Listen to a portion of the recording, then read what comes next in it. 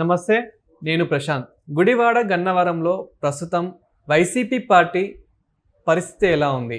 ముఖ్యంగా అందులో వల్లభనేని వంశీ, కొడాలి నాని పరిస్థితి ఎలా ఉంది? ఈ విషయాలు అయితే తెలుసుకుందాము. దీని గురించి అయితే మాట్లాడేందుకు ప్రస్తుతం మనతో పాటు సీనియర్ జర్నలిస్ట్ దుర్గా వడ్లమణి గారు ఉన్నారు. నమస్తే అండి. నమస్తే మేడం, గుడివాడ గన్నవరంలో ఇప్పుడు ప్రస్తుతం వైసీపీ పరిస్థితి ఎలా ఉంది? ముఖ్యంగా అందులో వల్లభనేని వంశీ, కొడాలి నాని పరిస్థితి ఎలా ఉంది? ఎందుకంటే వీళ్ళు టీడీపీ నుంచి వెళ్ళారు కాబట్టి. సో ప్రస్తుతం ఎలా ఉంది అక్కడ? ఇప్పుడు కళ్ళ చెదిరింది, కథ మారింది, అలాగా పాటలాగా ఉంది ఇప్పుడు present Gudivada and Gannavaram YCP వాళ్ళ పరిస్థితి. ఒకళ్ళు జైల్లో ఉన్నారు, ఒకళ్ళు జైలుకి వెళ్ళడానికి సిద్ధంగా ఉన్నారు. సో ఇద్దరు కూడా గుడివాడలో ఎవరూ లేరు, గన్నవరంలో ఎవరూ లేరు. గుడివాడ ఆయన ఒంట్లో బాగాలేకుండా అయిపోయింది. గన్నవరం ఆయన పాపం ఇప్పుడు కళ తప్పి ఆయన జైల్లో ఉన్నారు. కేసుల మీద కేసులు నడుస్తున్నాయి. అంటే మనం ఏ పార్టీ నుంచి వచ్చామో ఆ పార్టీలో ఎదిగి బయటకు వచ్చాక వేరే పార్టీలో చేరచ్చు, అదేం తప్పులేదు. వేరే పార్టీలో మీరు ఎదగచ్చు, దానికి కూడా ఏమీ అభ్యంతరం లేదు. కాకపోతే ఏంటంటే అదేదో చాలా నేరం చేసేసినట్టు, అంటే ముందున్న పార్టీ వాళ్ళు ఆ పార్టీ వీళ్ళకి ఏదో చాలా ఏమంటారు చెడు చేసినట్టు కక్ష సాధింపు ధోరణికి వెళ్ళి వాళ్ళని అడుగడుగున ఇబ్బంది పెట్టాలని చూసి, ముఖ్యంగా బూతులు మాట్లాడి ఆడవాళ్ళ జోలికి వెళ్ళి వాళ్ళని మాటలతోటి హింసించి ఇన్ని జరిగాయి మనకు తెలుసు. అంటే ఒక పార్టీలో ఎదగడానికి మీరు మంచి పనులు చేయక్కర్లేదు. మీరు అపోజిషన్లో ఉండేవాళ్ళని బూతులు తిడితే, ముఖ్యంగా ఆడవాళ్ళ జోలికి వెళ్ళి ముఖ్యంగా పిల్లల జోలికి వెళ్ళి వాళ్ళందరి క్యారెక్టర్ అసాసినేషన్ చేస్తే మీకు వెంటనే పెద్ద పదవి రెడీగా ఉంటుంది. ఏంటండి ఇదేం రాజకీయం? అసలు ఇది ఎంత అన్యాయమైన రాజకీయాలు ఇవన్నీ. అంటే జగన్మోహన్ రెడ్డి అనే వ్యక్తి ఒక ప్యాలెస్లో కూర్చుని తను ఎదగడం కోసం ఇంతమంది చేత ఇన్ని రకాలుగా తిట్టించి, ఈ తిట్టిన వాళ్ళకి బుద్ధి లేకుండా, అంటే మా కెరీర్ పాడైతోంది, మేము సంఘంలో తలెత్తుకు తిరగలేము, రేపొద్దున్న మమ్మల్ని మనుషులుగా గుర్తించరు అనే ఒక చిన్న లాజిక్ మిస్ అయ్యి, అంటే ఆ పదవి కోసమో లేకపోతే జగన్మోహన్ రెడ్డి కళ్ళల్లో ఆనందం కోసమో, దేనికి అన్యాయంగా మీరు ఆస్తులు సంపాదించుకుని ఏం చేస్తారు? వాళ్ళు ఎక్కడున్నారు మీరు? ఇప్పుడు మీ భార్యలు ఆ రోజు అంత హడావిడి చేశారు, ఎస్పెషల్లీ వల్లభనేని వంశీ భార్య కావచ్చు, పోసాని భార్య కావచ్చు. మళ్ళీ ఎవరైనా కనిపించారా? లేదు. ఏమైనా సింపతి దొరికిందా? పోసాని ఎక్కడున్నాడు ఈరోజు బయటకు వచ్చాక? ఒక మాట మాట్లాడగలిగాడా? ఇప్పుడు మీరు ఒక మంచి ఉన్నత స్థానంలో ఉన్నారండి, మీకు డబ్బు మరీ ఎక్కువ లేకపోవచ్చు, మీ కష్టార్జితం మీకు ఉంది, మీకు ఒక రెస్పెక్ట్ దొరికింది కదా.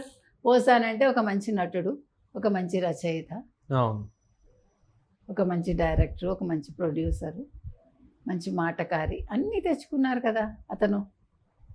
ఏం బాగుకున్నారు మీరు? అనవసరంగా 30 కోట్లో 20 కోట్లో 100 కోట్లో లేదా 1 కోటో మనకు తెలియదు, ఏం కలిసి వచ్చింది మీకు? ఇప్పుడు ఆయన అక్కడెక్కడో అదేంటి మై హోమ్ జ్యువెల్, అదేంటి కాదు మై హోమ్ ఎందులోనో ఉన్నారు, వీళ్ళందరూ ఉన్నారు అక్కడ.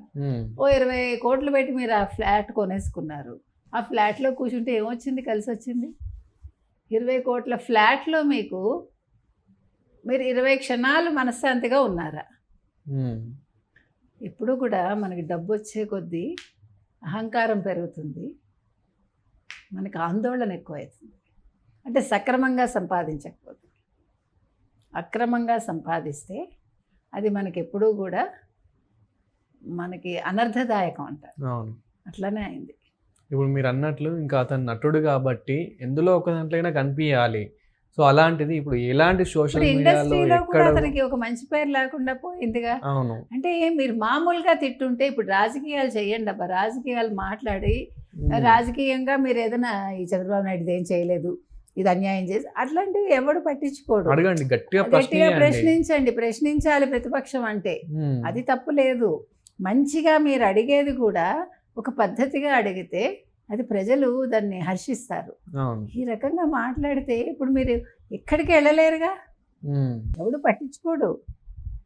మీరు తలెత్తుకుని ముందు మీరు నడవగలరా? నిన్నటి వరకు అహంకారంతో ఊగిపోయి కాలర్ ఎగరేసుకుని నా అంతటి వాడు లేడన్నా ఒక కొడాలి కావచ్చు, ఒక వల్లభనేని కావచ్చు, ఒక పోసాని కావచ్చు, ఈ రోజు తలెత్తుకుని తిరగలరా బయట? మీరు చెప్పండి. అసలు కనిపిస్తాయి కదా తిరగడానికి. అదే మరి తిరగటం అంటే అదే కనిపించినా కూడా విలువ ఉండదు, మీకు గౌరవం దొరకదు. సో ఇవాళ వీళ్ళిద్దరికి ఏమైందంటే గన్నవరం వైసీపీ ఏ రకంగా ఉందో మనం చూసాం. గుడివాడలో ఏం జరిగిందంటే అది ఎవరైతే యజమాని ఉన్నారో ఆ పార్టీ ఆఫీసు అద్దెకిచ్చిన ఆయన వెనక్కి తీసేసుకున్నాడు. సో ఇప్పుడు అక్కడ ఇది తెలుగుదేశం తరఫున వెనిగండ్ల రాము అని ఎన్ఆర్ఐ ఆయన నెగ్గారు. నెగ్గాక ఏమైందంటే ఇప్పుడు నాని అనే భేదం లేకుండా అందరితో ఆయన కలిసి పనిచేస్తున్నారు. ముఖ్యంగా గొడవలు లేవు, కొట్లాటలు లేవు, బెదిరింపులు లేవు, ప్రజలు ప్రశాంతంగా ఉన్నారు. ఇప్పుడు వైసీపీ వాళ్ళు కూడా తెలుగుదేశం ఈ నాయకుడు వెంట నడుస్తూ ఆ కండువా కప్పుకోవడానికి చూస్తున్నారు. అంటే మీకు ప్రజలు ఏం కోరుకుంటారంటే మనశ్శాంతిని కోరుకుంటారు. మరి అటువంటి ప్రజలు ఆ మనశ్శాంతి కోసమే కదండి ఈరోజు వైసీపీని కాదని తెలుగుదేశానికి ఓటు వేసింది. అందుకని ఇవాళ మీకు గుడివాడలో అంతా ప్రశాంతంగా నడుస్తుంది. వెనుగండ్ల రాము గారు కూడా ఆయన అక్కడ అభివృద్ధి పనుల వైపు దృష్టి పెట్టి చాలా చకచకా పనులు చేస్తున్నట్టు ఆయన. దాంతో ఏమైంది, ఇవాళ అక్కడ పార్టీయే లేదు వైసీపీకి. ఇక మీరు గన్నవరానికి వచ్చారనుకోండి, యార్లగడ్డ ఆయన అక్కడ లోకల్గా నెగ్గారు. ఆయన చక్కగా అక్కడ కూడా అభివృద్ధి పనులు చేస్తున్నాడు. ఆయన ఎటువంటి కొట్లాటలు లేవు, హ్యాపీగా ఉంది అక్కడ పరిస్థితి. అక్కడ కూడా ప్రజలు ఆయనతో పాటు కలుస్తున్నారు, తమ కష్టాలు చెప్పుకుంటున్నారు. ఈవెన్ వైసీపీ వాళ్ళు కూడా అతని వెంట నడుస్తున్నారు, వాళ్ళు కూడా కండువా మార్చుకుంటున్నారు. అంటే ఎంత మార్పు చూడండి. అంటే పరిపాలన అనేది బెదిరింపులతోటో హత్య రాజకీయాలతోటో, లేదు నిన్ను చంపుతా నరుకుతాను, లేదు ఆడవాళ్ళని వేధించటము, లేదు దళితుల్ని నిర్బంధించి వాళ్ళని వేధించటము. అంటే ఏదైతే మీరు చెప్పారో ఎస్సీ ఎస్టీ బీసీ మైనార్టీ వీళ్ళందరూ నా వాళ్ళని చెప్పిన జగన్మోహన్ రెడ్డి వాళ్ళందరి మీద వీళ్ళందరూ జులుం ప్రదర్శించేలాగా చేసి, వాళ్ళకి మనశ్శాంతి లేకుండా చేసి, వాళ్ళ ఆస్తులు లాక్కుని, వాళ్ళని ఘోరంగా అవమానించి, వాళ్ళని అన్ని రకాలుగా అణగదొక్కాలని చూసి, కొంతమంది చేత బూతులు మాట్లాడించి ఇన్ని రకాలుగా చేశారు. కానీ ఇవాళ అది ఏది లేదు, సజావుగా ఎవరి పని వాళ్ళు చేసుకుంటున్నారు. ప్రజలు కూడా ప్రశాంతంగా వాళ్ళ పనులు చేసుకుంటున్నారు. ఈ ప్రభుత్వం మీద ఒక నమ్మకంతో ముందుకెళ్తున్నారు. ఇది కదా కావాల్సింది. సో ఇవాళ ఎవడూ కూడా ఇక్కడ కొడాలి నానిని తలుచుకోరు, అక్కడ వల్లభనేని వంశీని తలుచుకోరు. అంతే కదా, వాళ్ళకి అవసరమేముంది ఇంకా. ఇప్పుడు మీరు ఒక మంచి పని చేస్తుంటే అయ్యో కొడాలి నాని జైలుకి వెళ్ళారండి, పాప ఎందుకు వెళ్ళారో అనే మాట వస్తుంది. ఇక్కడ పాపం అనే పదమే లేదు ఇవాళ. అదేవిధంగా వల్లభనేని వంశీ అబ్బాయి ఎంత అందగాడు, ఈ అందగాడి వాళ్ళు జైలుకి వెళ్ళిపోయాడని ఎవడన్నా అనుకుంటున్నాడా? అనుకోవట్లేదు కదా. ఇప్పుడు అసలు నీ అందం ఏమైపోయింది, నీ గ్లామర్ ఏమైపోయింది, ఇవాళ డీగ్లామర్ అయిపోయావు నువ్వు. కాబట్టి అందం అంటే మీ మాట అందం, మీ పని అందంగా ఉండాలి, ప్రజలతోటి మీరు మమేకమయ్యే తీరు, మీరు ప్రజల్లోకి వెళ్ళగలగాలి. వాళ్ళకి ఒక కష్టం వచ్చిందంటే మీరు అక్కడ ఉండాలి. ఈరోజు చూడండి లోకేష్ స్పందిస్తున్నారుగా, ఏదైనా ఒక చిన్న మెసేజ్ వస్తే స్పందిస్తున్నారు. ఆ రోజుల్లో ఇక్కడ మీకు పి జనార్దన్ రెడ్డి అని ఉండేవాళ్ళు, పీజేఆర్. ఆయన ఎప్పుడూ ప్రజల్లోనే ఉండేవాడు, ఎవరింట్లో ఏ కార్యమైనా ఆయన వెళ్ళి భోజనం చేసేవాడు. ఆయన చచ్చిపోతే ఎంతమంది ఏడ్చారు. ఎంజీఆర్ అంతే. అంటే మీకు ప్రజా నాయకులు అంటే అలా ఉండాలి.